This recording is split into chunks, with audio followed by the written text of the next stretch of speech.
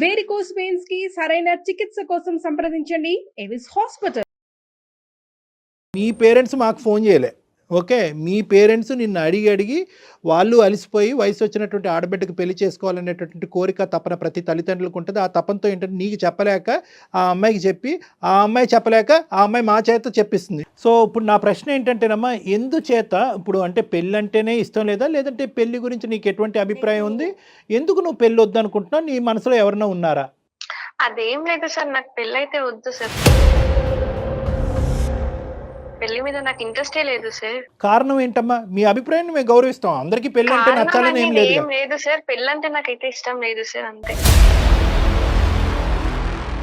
అంటే దానికి ఒక రీజన్ ఉంటుంది కదమ్మా.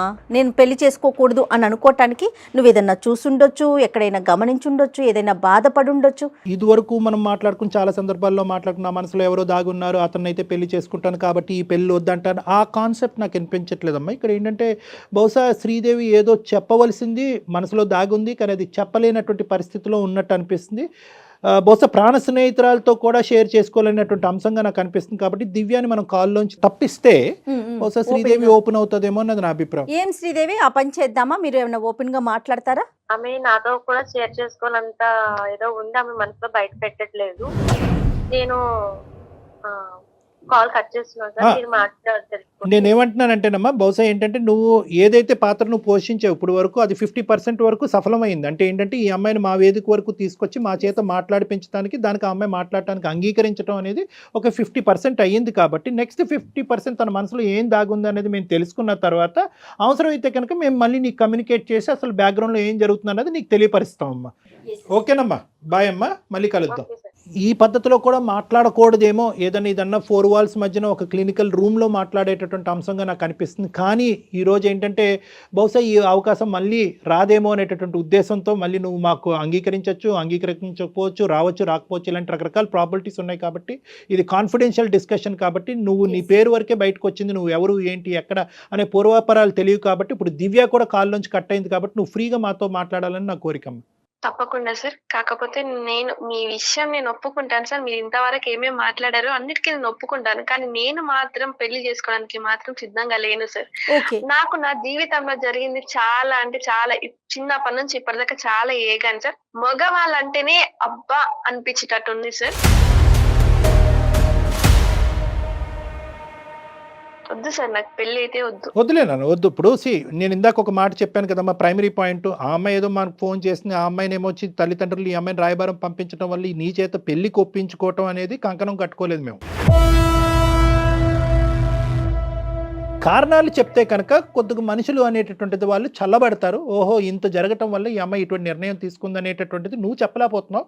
వాళ్ళకి అర్థమయ్యేటటువంటి పద్ధతిలో అది కూడా నువ్వు ఒప్పుకుంటే కనుక ఇది రివీల్ చేయొచ్చు, ఈ విధంగా మా తల్లిదండ్రులతో నా ఫ్రెండ్తో మాట్లాడచ్చు అని నువ్వు పర్మిషన్ ఇస్తే కనుక నీ కాన్ఫిడెన్షియాలిటీ అనేది మేము బ్రీచ్ చేసి వాళ్ళకి చెప్పడం జరుగుతుంది. దాన్ని బట్టి తర్వాత పెళ్లికి నువ్వు అంగీకరిస్తావా, వాళ్ళు పెళ్లి గురించి వాళ్ళు ప్రెషర్ పెడతారా లేదా అనేది తర్వాత చూద్దాం. చిన్నప్పటి నుంచి ఇప్పటిదాకా సార్ నేను ఏ వరకు షేర్ చేసుకోలేదు మా ఇంట్లో వాళ్ళతో, కానీ ఇప్పుడు నాతో మాట్లాడిన నా ఫ్రెండ్ తో కానీ కూడా నేను షేర్ చేసుకోలేదు సార్. అంత బాధను అనుభవించి ఇప్పటిదాకా వచ్చాను సార్. నా చిన్నప్పుడు సార్ నాకు ఒక 12 ఏళ్ళు ఉంటాయేమో. అప్పుడు నా ఇంటి పక్కన ఒక అంకుల్ ఉండేవాడు. ఆ అంకుల్ తో మాడుకునే వాళ్ళు, నార్మల్ గా పిలిచేవాడు. తను నన్ను ముట్టుకోవడం, ప్రైవేట్ క్లాస్ లో ముట్టుకోవడం, అది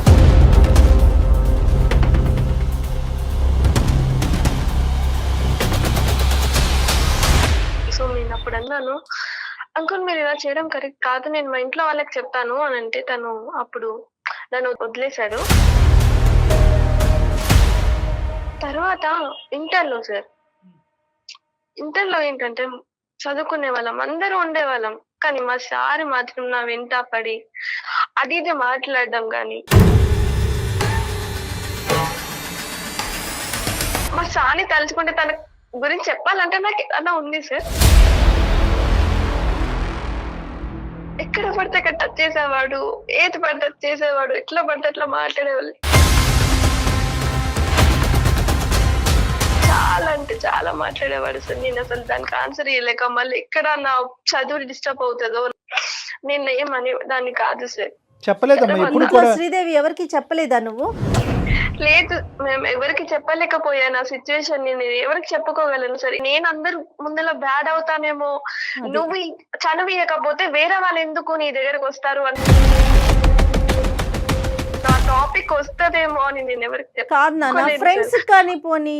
కదమ్మా, ఇంట్లో సపోర్టివ్ అట్మాస్ఫియర్ ఏనమ్మా? ఇంట్లో అంటే అమ్మ నాన్న అర్థం చేసుకునే వాతావరణం ఏనా మీ ఇంట్లో? సార్ ఇంట్లో వాళ్ళు చెప్తే అర్థం చేసుకున్నారంటే మీ దాకా రాదేమో సార్ ఇప్పుడు ఈ సిచ్యువేషన్ నాకు తెలిసి.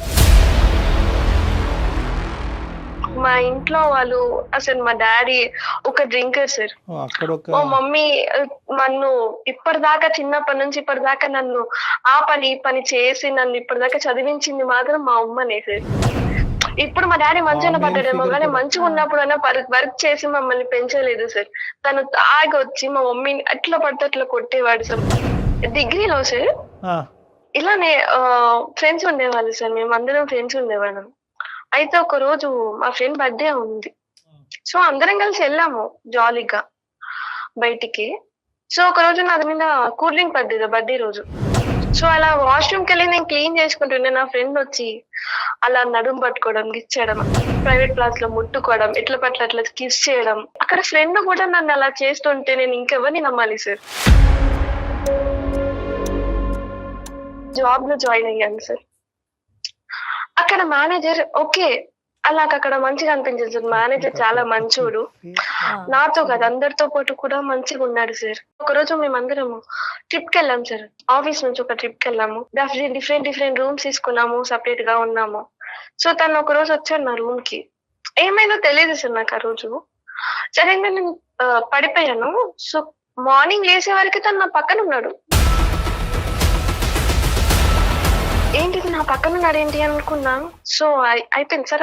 అప్పటికే నాకు తన మీద గుడ్ ఒపీనియన్, ఎవరితో ఏమి మిస్బిహేవ్ చేయలేదు కదా, మంచిగా ఉన్నాడు కదా, సరే మ్యారేజ్ చేసుకుందామని నాకు ఒక థాట్ వచ్చింది.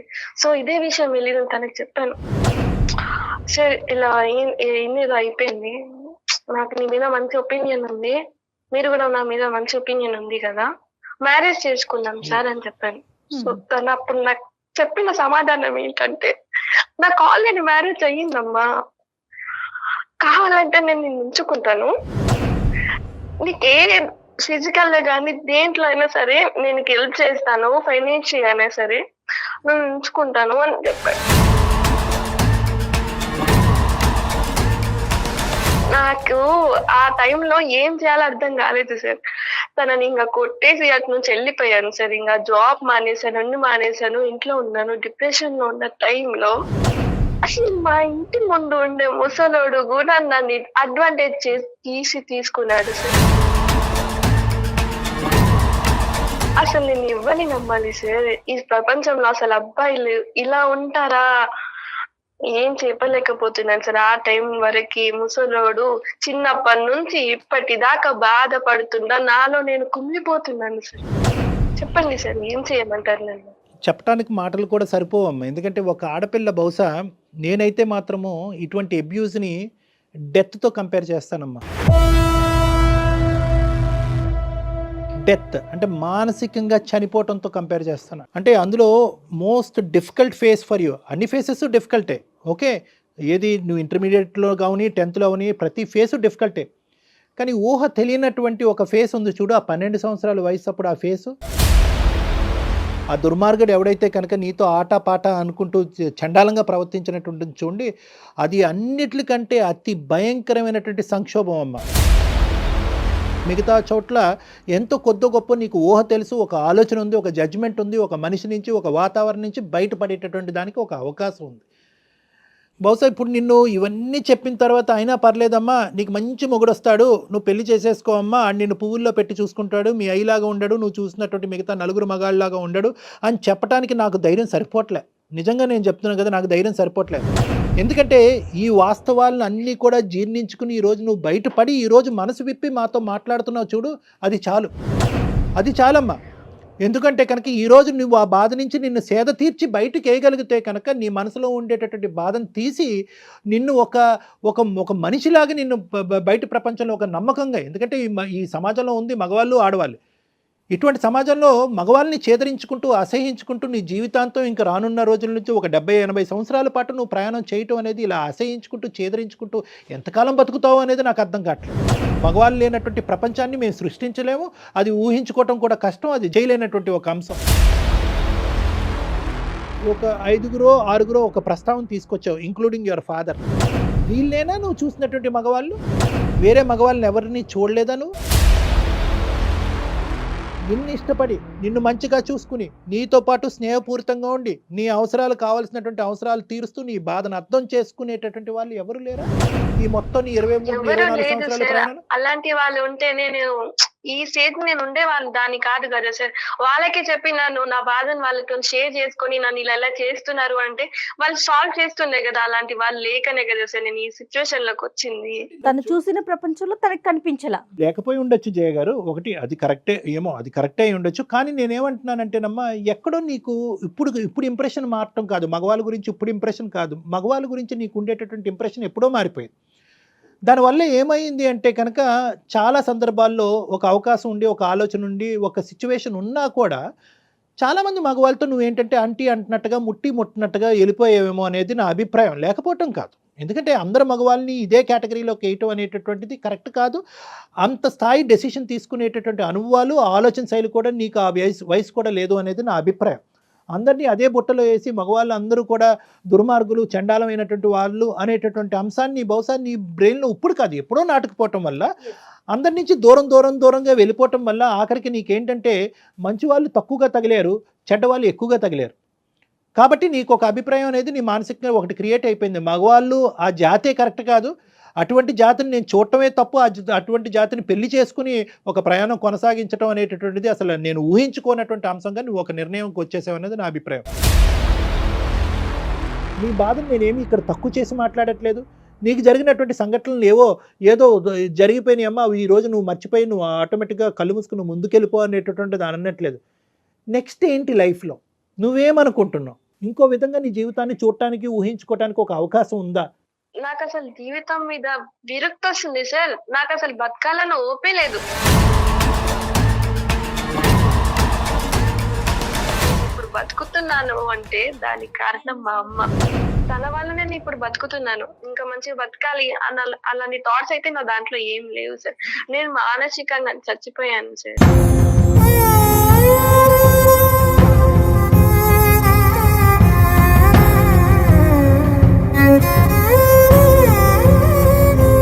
కొంతమంది నా అనేటటువంటి వాళ్ళను నమ్మినటువంటి కొంతమంది మనుషులతో ఖచ్చితంగా అన్ని అంశాలు చెప్పుకోవచ్చమ్మా, అందులో తప్పులేదు. చెప్తే లాభం ఏంటి డాక్టర్ గారు అంటే కనుక చెప్పటంలోనే చాలా వరకు బాధ తరిగిపోతుందమ్మా, చెప్పటంలోనే బాధ తరిగిపోతుంది. నెంబర్ 1. నెంబర్ 2 ఏంటంటే తెలిసి తెలియనటువంటి వయసులో ఇటువంటి సంఘటనలు జరిగినప్పుడు అది ఏంటో అర్థం కానటువంటి పరిస్థితిలో ఎవరికి మనసు ఇప్పి చెప్పుకోలేం. కానీ ఎప్పుడైతే ఇంటర్మీడియట్ వరకు వచ్చావో, ఎప్పుడైతే ఒక ట్యూషన్ సారో లేదంటే క్లాస్లో మాస్టరో ఒక విపరీతంగా నీతో ప్రవర్తించడం మొదలుపెట్టాడో అప్పుడైనా కూడా అమ్మకో లేదంటే మీ కజిన్స్కో, ఒక అక్కకో, ఒక తల్లి అన్నయ్యకో, ఒక తమ్ముడికో ఎవరికో ఒకరికి చెప్పుకోవచ్చు. ఎవరూ లేరు అనేది కాదు ఇక్కడ ప్రస్తావన. చెప్పుకోవటం వల్ల బాధ తగ్గుతుంది. రెండోది ఏంటంటే కనుక నెక్స్ట్ టైం ఇటువంటి సందర్భం వచ్చినప్పుడు నువ్వు ఎలా జాగ్రత్త పడాలి, అటువంటి మనుషులు ఒకప్పుడు ఒక బౌండరీ దాటి ఆ విధంగా ప్రవర్తిస్తే కనుక వాళ్ళ మీద ఎటువంటి యాక్షన్ తీసుకోవాలి అని చెప్పేటటువంటి నాదులు లేకపోలేదమ్మా, ఉన్నారు. ఇప్పటికీ మానవత్వం అనేది ఉందమ్మా, మరీ అంత మానవత్వం అనేది మంట కలిసిపోలేదు. నేనేమంటున్నానంటే నీకు జరిగినటువంటి సంఘటనలు ఒక ఎత్తు, జరిగినటువంటి సంఘటనల్ని ఏ విధంగా డీల్ చేయలేకపోయావు అనేది రెండో అంశం. ఒకటి చెప్పుకోలేకపోయా, పనిష్ చేయవలసినటువంటి విధంగా కొంతమందిని పనిష్ చేసి ఉంటే కనుక వాళ్ళకి ఖచ్చితంగా బుద్ధి వచ్చి ఉండేది. నీతో కాదు ఇంక ఏ ఆడపిల్లతో కూడా ఆడుకునేటటువంటి దానికి అవకాశం ఉండేది కాదు. ఎందుకంటే నీలాంటి వాళ్ళని ఎంతమందితో వాళ్ళు ఇది తీసుకుంటున్నారు. సో అది కేవలం నీకు సంబంధించినటువంటి బాధ్యతే కాదు, సమాజానికి సంబంధించినటువంటి బాధ్యతగా ఆ విధంగా నువ్వు అడుగు వేసి ఉంటే కాదు బాగుండేది. శ్రీదేవి, డాక్టర్ గారు అన్నట్టు నువ్వు సైలెంట్ గా ఉండిపోవటంతో వాళ్ళకి ఒక అడ్వాంటేజ్ కదా. నెక్స్ట్ ఇలాంటి పిల్ల ఇంకొక శ్రీదేవో ఇంకొకరు ఎవరో తగులుతారు, వాళ్ళు అది కంటిన్యూ అయ్యేది కదా. నువ్వు ఆ రోజే తిరగబడినట్లయితే, అంటే నువ్వు తిరగబడ్డావు, నువ్వు సేఫ్ జోన్లో ఉన్నావు, కాదనట్లేదు. కానీ ఎవరికైనా నువ్వు ఎక్స్ప్రెస్ చేసినట్లయితే, వాళ్ళు కొంచెం పనిష్మెంట్ దొరికినట్లయితే, అంటే జయగారు అటువంటి వ్యక్తులకి బలం ఏంటంటే కనుక వీళ్ళ అమాయకత్వం. ఇది మనసులోనే దాగిపెట్టుకోవాలి, ఇది బయటకు చెప్పకూడదు. బయటకు చెప్తే కనుక నన్నే వక్రీకరిస్తారేమో, నా ఆలోచనే తప్పు, నువ్వే అంత చనువు ఇచ్చావనేటటువంటి భయంతో చాలా మంది ఆడపిల్లలు ముందుకు వచ్చి ఇటువంటి అంశాలు చెప్పరు. అవును. ఇప్పుడు నెక్స్ట్ ఏమనుకుంటున్నావు అంటే నువ్వు అంటే ఇంకా పెళ్ళి అనే ప్రస్తావన తీసి పక్కన పెట్టేసావు అనేది నాకు అర్థమవుతుందమ్మా. కానీ నాన్న ఎలాంటి వాడన్నా తీసి పక్కన పెట్టేసే, నీకు అమ్మ మీద ఒక గౌరవం ఉంది, అమ్మ మీద ఒక ప్రేమ ఉంది. ఏ అమ్మా ఈరోజు శ్రీదేవికి 24 సంవత్సరాలు వచ్చింది, పెళ్ళి ఎందుకు చేయట్లేదమ్మా అనేటటువంటి ప్రశ్నకి ఎటువంటి బదులు చెప్పగలదు మీ అమ్మ? మా అమ్మాయికి ఇటువంటి సంఘటనలు అన్నీ జరిగినాయండి, మగజాతి మీదే ఒక అసహ్యం కలగటం వల్ల పెళ్ళి అనే ప్రస్తావన తీసుకురావట్లేదు, మా అమ్మాయి పెళ్ళి చేయాలనేటటువంటి ఉద్దేశం నుంచి మేము అందరం విరమించుకున్నాం అనేటటువంటి మాట మీ అమ్మగారికి చెప్పగలరా? లేదు సార్, చెప్పలేరు. అమ్మా నాన్నలకి ఏం చెప్పాలి అనేది ఒక ముఖ్యమైనటువంటి అంశం అమ్మ. బహుశా నీకు ఆ మెచ్యూరిటీ లేదేమో అనేటటువంటిది నా ఆలోచన, కాబట్టి ఆ అంశాన్ని కూడా మేము వాళ్ళకి తెలియపరుస్తాం, అంటే చెప్పే విధంగా తెలియపరుస్తాం. ఒకప్పుడు నువ్వు వద్దు సార్, ఇది కంప్లీట్గా నాకు కాన్ఫిడెన్షియల్ పర్సనల్ ఇష్యూ, ఇప్పటికీ కూడా నాకు అలాగే అనిపిస్తుంది నా అనేటటువంటి వాళ్ళకి చెప్పి నాకు వాళ్ళని బాధ పెట్టడం నాకు ఇష్టం లేదంటే మేము ఒక్క అడుగు కూడా ఆ దిక్కును ముందుకేయం, పెళ్ళి అనే ప్రస్తావన గురించి మాట్లాడవు. కేవలం నువ్వు అనుకుంటే కనుక ఈ డిప్రెషన్ నుంచి నన్ను బయటకు వేయండి, నా ప్రశ్నలకి బదులు చెప్పండి, సమాజం గురించి నాకు ఏర్పడినటువంటి ఒక ఇమేజ్ని మార్చండి, నా ఆలోచన శైలిని కరెక్ట్ చేయండి అంటే కనుక నీకు హెల్ప్ చేస్తాం. సో ఈ 2 ఆప్షన్స్ ఉన్నాయి. నీ పేరెంట్స్తో మేము మాట్లాడాలా వద్దా? సార్ ఒక 2 minutes ఆగుతారా? నాకు అసలు ఏడుపు ఆగుతలేదు సార్. ఎందుకంటే చిన్నప్పటి నుంచి ఇప్పటిదాకా నన్ను అర్థం చేసుకొని, దగ్గర తీసుకొని, నా బాధను అర్థం చేసుకొని ఇలా మారుస్తాను నీ జీవితము అని అనేవాళ్ళు ఇప్పటిదాకా నాకు పుట్టలేదు సార్. మీరు నాకు దొరికినందుకు నా అదృష్టం అనుకుంటాను నా లైఫ్ లో.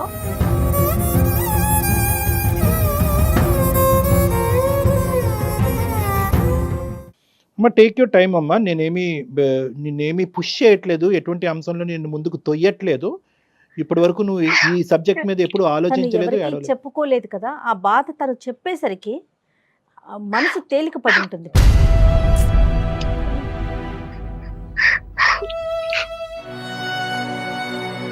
ఎవరికైనా ఏదైనా ఒక సందర్భంలో ఫేస్ చేస్తాం డాక్టర్ గారు, ఆడపిల్లలు ముఖ్యంగా ఏదో ఒక సందర్భంలో ఫేస్ చేస్తూ ఉంటారు కొంతమంది. కానీ దురదృష్టం అనుకోవాలో ఏమో, కానీ ప్రతి లెవెల్లో అంటే చెప్పాలి అంటే ఆ అమ్మాయి చెప్పినటువంటి ఏజ్ బట్టి ఎవ్రీ 4 to 5 yearsలో ఒక సంఘటన జరిగింది. ఇంక ఏ విధంగా నమ్మకం వస్తుంది అమ్మాయికి? ఏ విధంగా చెప్పగలం? వీళ్ళని వదిలేసేమో మిగతా వాళ్ళందరూ మంచోళ్ళే, దేవుళ్ళే అని మనం ఎలా చెప్తాం? నీకు వచ్చేటటువంటి మొగుడు మీ నాన్నలాగా ఈ నలుగురిలాగా ఉండడు, మంచోడు ఉంటాడని ఎలా చెప్తాం? ఆ ధైర్యాన్ని కల్పించాలి. శ్రీదేవి చెప్పండి అమ్మ, సారీ అమ్మ, నీ బాధని మేము పూర్తిగా అర్థం చేసుకుంటున్నాం, కానీ దీనికి ఒక ఇమోషనల్ సొల్యూషన్ కంటే ఒక ప్రాక్టికల్ సొల్యూషన్ అనేటటువంటిది కూడా వెతకాలి. నీకు అనుభవం ఆ వయసు లేదు కాబట్టి అమ్మాయికి చెప్పాలి అనేది నా అభిప్రాయం అమ్మ. ఎవరు ఎప్పుడు చేశారు, ఎవరు వాళ్ళు అనేటటువంటి ప్రస్తావన కాకుండా ఇటువంటి సంఘటనలు జరగటం వల్ల మానసికంగా ఆ అమ్మాయి ఇబ్బంది పడి పెళ్లి వరకు రాలేకపోతుంది. ఒక్కసారి మీ అమ్మాయిని మీ కూతురుగా ఒక మనిషిగా మనం అర్థం చేసుకుందాం. ఆ అమ్మాయి మనసులో ఉండేటటువంటి ఆ డిప్రెషన్ని క్లియర్ చేసేటటువంటి ప్రయత్నం చేద్దాం. పెళ్ళికి కాస్త గ్యాప్ ఇద్దాం, కొద్దిగా వ్యవధి ఇద్దాం, ఆ అమ్మాయిని తేరుకునే దానికి ఒక అవకాశం ఇద్దాం. ఆదరాబాదరాగా వయసు వచ్చిందనో లేదంటే డిగ్రీలు ఉద్యోగాలు పెరిగినాయి అనేటటువంటి ఉద్దేశంతో సమాజంలో ఈ వయసులోనే పెళ్లి చేయాలనేటటువంటి సామాజిక పరమైనటువంటి ఎక్స్పెక్టేషన్ పరంగా మనం కొట్టుకుపోవద్దు. ఈ అమ్మాయి మనసులో ఉండేటటువంటి బాధని చల్లార్చేటటువంటి ప్రయత్నం మనం అందరం చేయాలి అనేటటువంటి విధంగా నేను నీ పేరెంట్స్కి నేను కౌన్సిలింగ్ చేస్తానమ్మా శ్రీదేవి. ఎందుకంటే కనుకమ్మా ఈరోజు నువ్వు మనసు విప్పి ఈరోజు ఏడుస్తూ మాతో మొత్తం బాధ అంతా చెప్పుకున్నావు. ప్రతి సమయం ప్రతి సందర్భంలో మేము మీకు ఉండకపోవచ్చు. పెద్ద దిక్కుగా ఇదే బాధ నీకు మళ్ళీ గుర్తొస్తే కనుక దానికి సంబంధించినటువంటి బెస్ట్ కౌన్సిలర్స్ ఎవరన్నా ఉన్నారంటే కనుక అది మీ పేరెంట్స్, ముఖ్యంగా మీ తల్లి. నాన్నగారు ఎంతవరకు మారారో నాకు తెలియదు. నిన్ను మీ అమ్మ అర్థం చేసుకునే విధంగా ప్రపంచంలో ఎవరు అర్థం చేసుకోరమ్మా. మీకు తల్లికి మించిన దైవం ఎవరు లేరు. కాబట్టి ఈరోజు ఇంతవరకు మా వరకు వచ్చావు, ఒక నమ్మకంతో వచ్చావు. మేము ఇచ్చినటువంటి పరిష్కారానికి ఈ విధంగా నన్ను సేద తీర్చి ఒక కౌన్సిలింగ్ చేసి నాకు ఒక నమ్మకాన్ని ఇచ్చినటువంటి పెద్దవారుగా మీకు కనిపిస్తున్నారు నాకు అని చెప్పి బాధపడ్డావు, ఏడ్చావు, గొప్పగా ఫీల్ అయ్యావు. అదే స్థానాన్ని ఈరోజు మాకు ఇచ్చేటటువంటి స్థానాన్ని మీ తల్లికి కూడా ఇవ్వాలి అనేది నా అభిప్రాయం.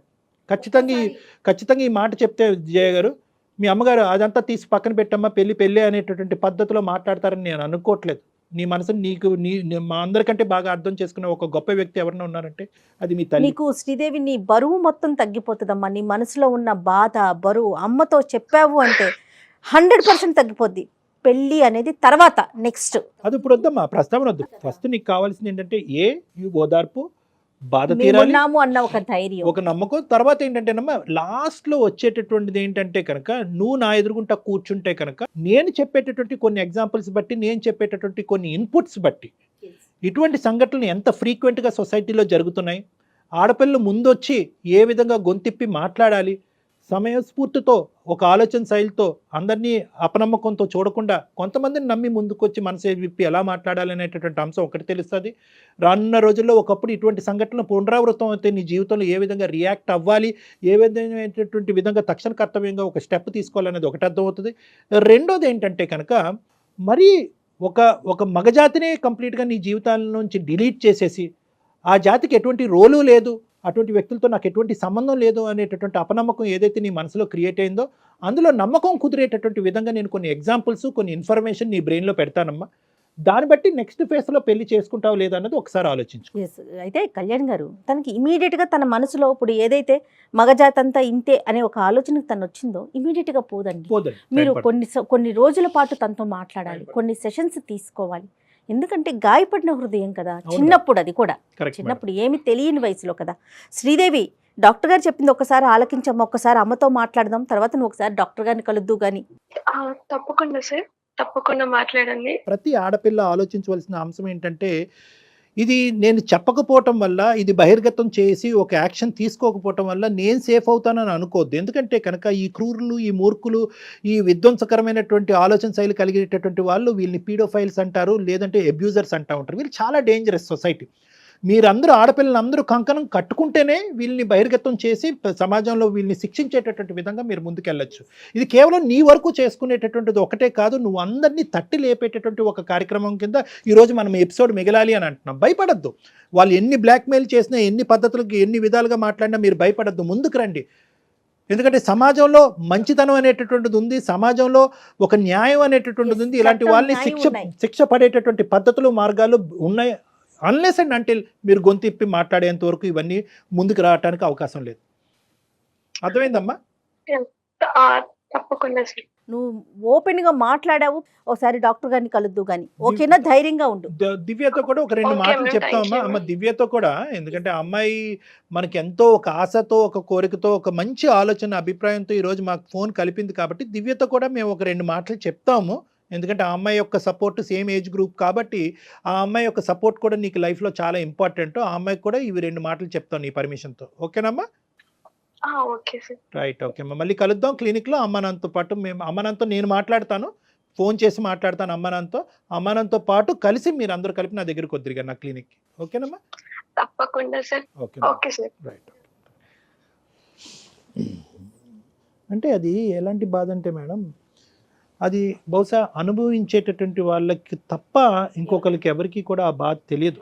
ఎందుకంటే అది ఈ అమ్మాయి ఇంత డిస్క్రిప్టివ్గా చెప్తుంది. చాలామంది ఇటువంటి ఆడపిల్లలు PTSD అంటారండి, పోస్ట్ ట్రామాటిక్ స్ట్రెస్ డిసార్డర్ అంటారు.